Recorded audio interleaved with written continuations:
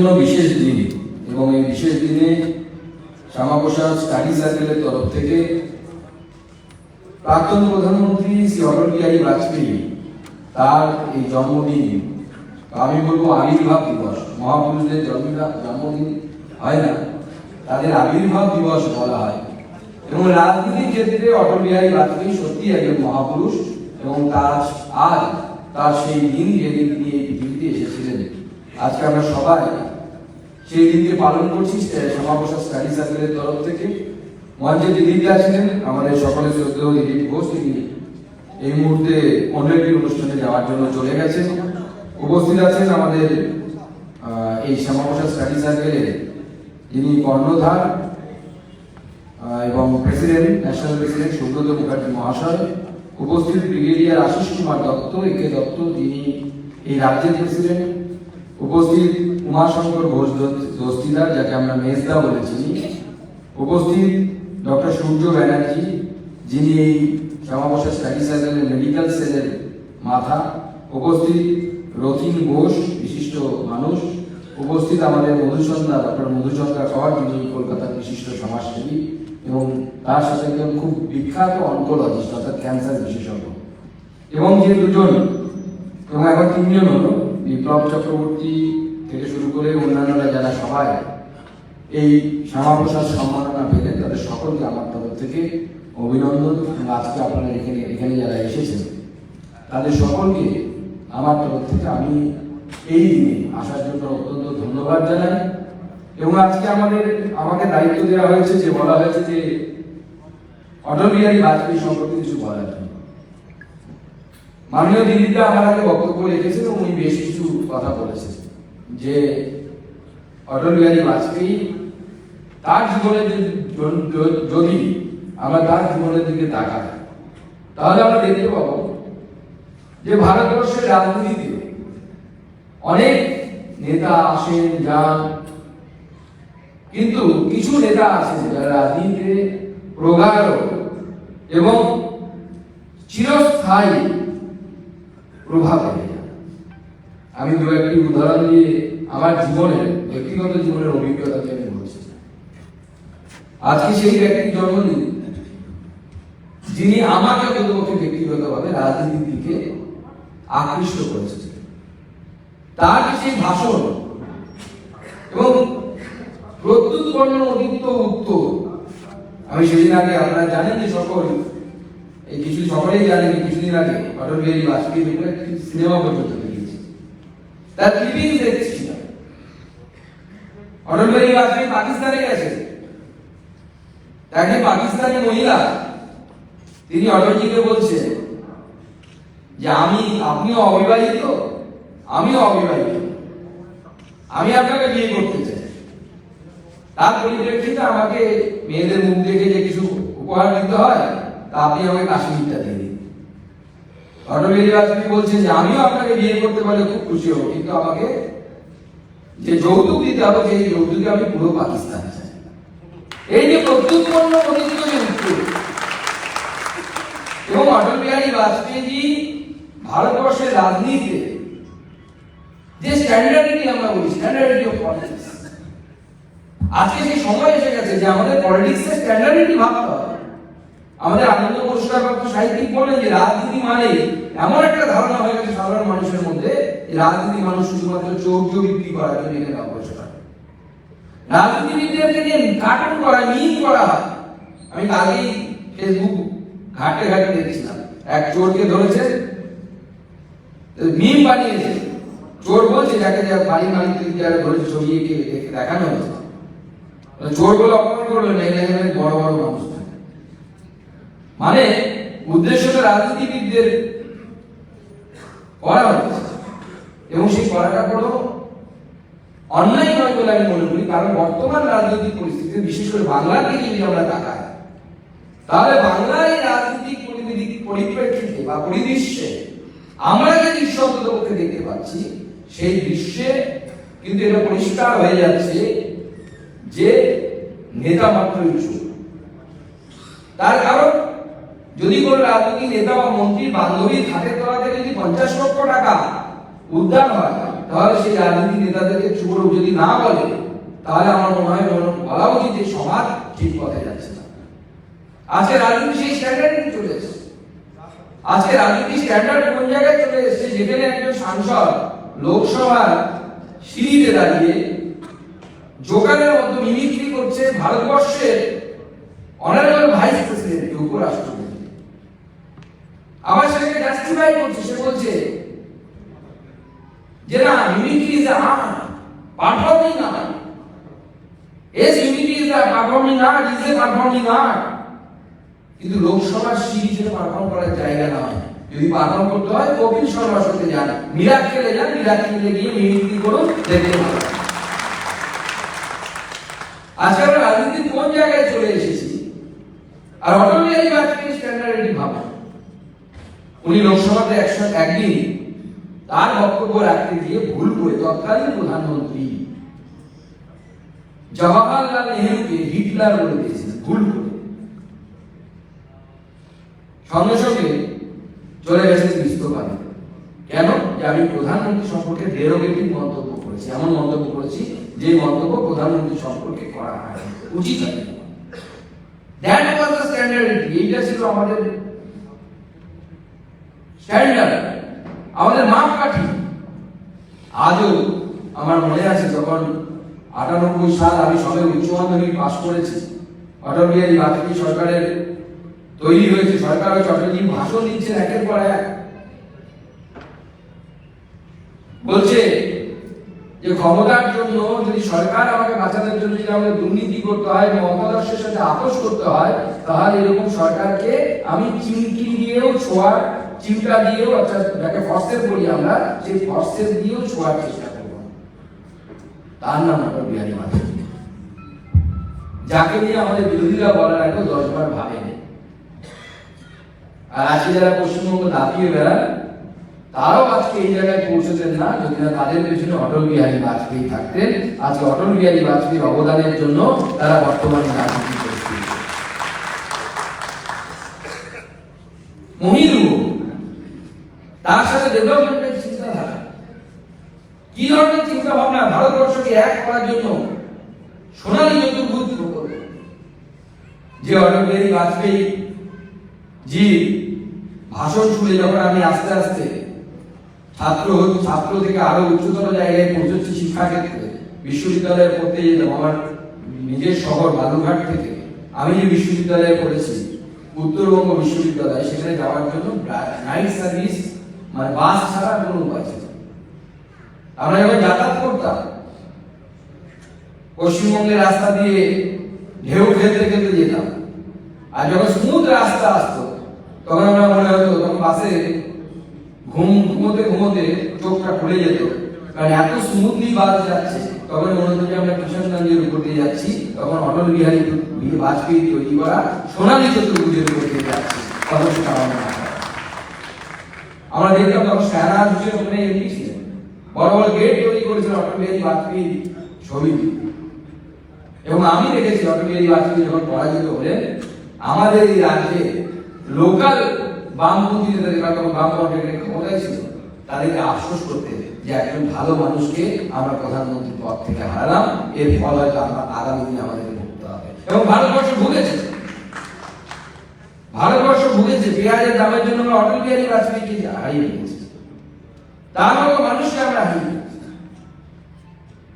পরবর্তী সময়ে আমি যখন স্কুলে চাকরি পেলাম, আমি এই ঘটনা সব জায়গায় উল্লেখ করি, জীবনের ছোট ছোট অভিজ্ঞতা। আমি সরকারি এসএসসি দিয়ে স্কুল সার্ভিস কমিশন দিয়ে বাড়ির কাছে স্কুলে চাকরি করতে গেলাম। সবাই বলে তখন স্কুলে ঢোকার সাথে সাথে শুরু হয়ে যায়, কে এবিপি এ জয়েন করবে। আর তখন ওই সারা বাংলার এবিপি, আমার জেলাতে দুটো ছিল, আইএসপির একটা সংগঠন, একটা সিপিএম এর সংগঠন, টানাটানি, এক হাত ধরে এবিপি টানছে, এক হাত ধরে সারা বাংলা টানছে। আমি তো বললাম যে আমি তো আপনাদের লোক না, আমি অন্য আইডিওলজিতে বিশ্বাস করি। তাতেও হবে, সে সইটা করতে হবে, মানে আইডিওলজির কোনো ব্যাপার নেই, সইটা করতে হবে। আমি দুপক্ষের কোনো জায়গাতে সই করলাম না, নিরপেক্ষ জায়গায় থাকলাম। তখন যখন ওরা আস্তে আস্তে জানতে পারলেন যে আমার ব্যাকগ্রাউন্ড কি, আমি কোন সংগঠন থেকে এসেছি, তখন আস্তে আস্তে খুঁজতে শুরু করলেন। বামপন্থী সংগঠন করা শিক্ষকরা গল্প করছে যে একসময় তোমরা স্কুলে আসতাম, বর্ষার সময় সপ্তাহে একদিন করে স্কুলে আসতাম, তার বেশি আসতাম না। কেন আসাই যেত না? কিভাবে আসতাম? সাইকেল চালিয়ে চালিয়ে আসতাম, আর হাতে একটা লাঠি রাখতে হতো। কিছু দূর সাইকেল চালানোর পর, 10 মিনিট সাইকেল চালানোর পর, মাঠগার্ড আর টায়ারের মাঝে এঁটেল মাটি রেখে দেখে ওই লাঠি দিয়ে দাঁড় করে সাইকেলের দুই মাঝখান থেকে মাটি বের করতো। এই তোদের প্রধানমন্ত্রী অটল বিহারী, তোদের প্রধানমন্ত্রী অটল বিহারী বাজপেয়ী ছিল, এখন আমাদের সরকার চলে গেছে। ওনার আমলে রাস্তা তৈরি হয়, আর ওই রাস্তা দিয়ে আমরা তারপর থেকে শান্তি মতো স্কুলে আসতে পারি, প্রতিদিন স্কুলে আসতে পারি। That is the model of development. সবাই কাজ করে, সর্বস্পর্শী সেই ডেভেলপমেন্ট।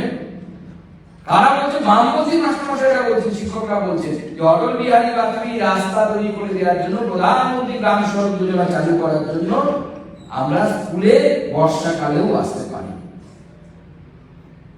এই যে সর্বস্পর্শী ডেভেলপমেন্টের ধারণা, মাননীয় প্রধানমন্ত্রী এখন বর্তমানে আমাদের নরেন্দ্র মোদী, তিনি অটল বিহারী বাজপেয়ীর অসমাপ্ত কাজকে সামনের দিকে এগিয়ে নিয়ে যাচ্ছেন।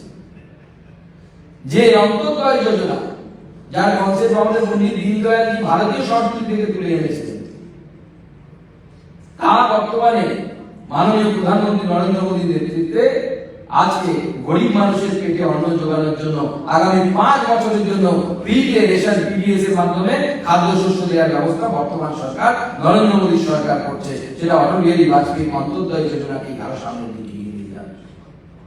সবার জন্য হেলথ, আয়ুষ্মান ভারত, সবার জন্য রাস্তা, যে ধরনের ডেভেলপমেন্ট হচ্ছে, যে ধরনের রেলের উন্নয়ন হচ্ছে। আগে ভারতীয় রেল বলতে বোঝা যেত সেই লাল ধূসর কামরা আসলা ঘুরে বেড়াবে।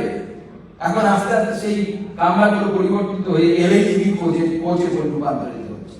আইসিএফ কোচ তা রূপান্তরিত হয়ে এলএইচবি কোচে পরিণত হচ্ছে। মাননীয় প্রধানমন্ত্রীর নেতৃত্বে দেশের ডেভেলপমেন্ট এই জায়গায় যাচ্ছে, অটল বিহারী বাজপেয়ী দেখার পথ ধরে যাচ্ছে। একাধারে কবি, সাহিত্যিক, রাজনেতা, এবং দিদিটা সঠিক করেছে, স্টেটসম্যান।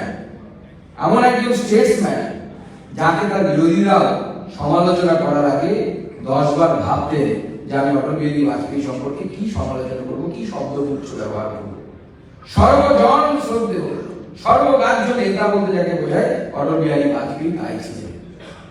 এবং তার যে ডেভেলপমেন্টাল যে চিন্তা ভাবনা, স্কুল চলো, যোগীরা, সর্বশিক্ষা মিশন।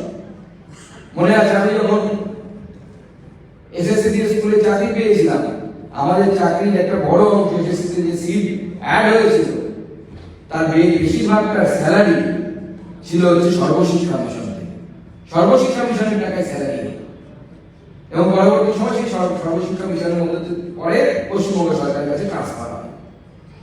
কিন্তু সর্বশিক্ষা মিশনের মাধ্যমে কত বেকার ছেলে সে সময় স্কুল সার্ভিস কমিশনে সিট সংখ্যা বেড়ে যাওয়ার জন্য তারা সর্বশিক্ষা মিশনের মাধ্যমে সিট বাড়ার জন্য তারা এসএসসি তে চাকরি পেয়েছে। মাননীয় প্রধানমন্ত্রী অটল বিহারী বাজপেয়ী তাই আমাদের আদর্শ। আজকের দিনে তার সেই আদর্শকে আরো বারবার আমাদেরকে স্মরণ করতে হবে। যখন সাংসদের নামে অভিযোগ উঠছে যে একজন সাংসদ প্রশ্ন করার জন্য কোন একজন বিজনেসম্যানের কাছ থেকে লিপস্টিক উপহার নিয়েছে, কেউ হয়তো দামি ব্যাগ দিয়েছে, কেউ হয়তো ঘড়ি দিয়েছে, তার পরিপ্রেক্ষিতে তিনি প্রশ্ন করছেন সেই কোম্পানির, তখন আমাদের বারবার অটল বিহারী বাজপেয়ীর কথা মনে পড়ে। এবং মনে পড়ে তখন যখন 22শে জানুয়ারি এগিয়ে আসে, তখন অটল বিহারী বাজপেয়ীর কথা মনে পড়ে। তিনি লোকসভাতে দীপ্ত কণ্ঠে ঘোষণা করেছিলেন যে আজকে আমাদের ম্যানিফেস্টোতে, আজকে আমাদের সংকল্পপত্রে রাম মন্দির নেই, 370 ধারা বিলোপ নেই। কিন্তু কেন নেই সেটাও তিনি ক্লিয়ার করে দিয়েছেন, বলেছেন তার কারণে আমাদের সংখ্যা কম আছে। যেদিন সংখ্যা হবে সেদিন আমরা আদর্শের প্রতি অবিচল থেকে এই কাজগুলোকে সম্পন্ন করব। আর সেই অসমাপ্ত কাজ আজকে মাননীয় প্রধানমন্ত্রী নরেন্দ্র মোদীর হাত ধরে হতে চলেছে। আমাদের 370 ধারা বাতিল হয়ে গেছে, আগামী 22 আমাদের নাম মাননীয় প্রধানমন্ত্রী অটল বিহারী বাজপেয়ী বলেছিলেন আজকে আমাদের 2 জন সাংসদ কম, আমাদের কিছু সাংসদ কম, তাই আমরা সরকার থেকে সরে যেতে বাধ্য হচ্ছি। আপনারা হাসছেন, এমন একদিন দিন আসবে যেদিন কংগ্রেসের সদস্য সংখ্যা থেকে গোটা ভারতবর্ষের জনগণ হাসবে। আজকে প্রায় গত লোকসভা নির্বাচনে 303-এর বেশি লোকসভা সিট নিয়ে আমরা জয়যুক্ত হয়েছি গোটা ভারতবর্ষ। আজকে যদি আমরা এই অটল বিহারী বাজপেয়ীর যে স্বপ্নকে আমাদেরকে সার্থক করার মন্ত্র নিয়ে আমরা এগিয়ে যাচ্ছি, যে ভারতকে সর্বোচ্চ দেশ, বিবেকানন্দ আজকের দিনে এই 25শে ডিসেম্বর, যেদিন একদিকে খ্রিস্টানদের সব থেকে বড় উৎসব বড়দিন, তার জন্য আমি ভারতবর্ষের খ্রিস্টান সমাজকে এবং অন্যান্যদেরকে শুভেচ্ছা জানাই। কিন্তু তার সাথে আজকে হিন্দু সংস্কৃতি অনুসারে তুলসী পূজনের দিন, তার সাথে আজকে বিবেকানন্দের সেই দিন, যেদিন বিবেকানন্দ সুদূর কন্যাকুমারিকাতে সেই বিবেকানন্দ রক নামে পরিচিত আজকে যে পাথর, যেখানে বিবেকানন্দ কেন্দ্র তৈরি হয়েছে যে দ্বীপের মতো, সেইখানে তপস্যায় বসেছিলেন। টানা 3 দিন তপস্যা করেছিলেন, 25, 26, 27 তারিখে আত্মোপলব্ধি হয়েছিল তার। তিনি দেখেছিলেন যে দিব্য চক্ষে যে ভারত মা আবার উঠে দাঁড়িয়েছে এবং আগের থেকে অনেক বেশি শৌর্য ঐশ্বর্য নিয়ে তিনি গোটা বিশ্বের উপরে তার কর্তৃত্ব স্থাপন করেছেন এবং বলেছেন আগামী 50 বছরের জন্য আমাদের একমাত্র আরাধ্য দেবী হোক ভারত মাতা।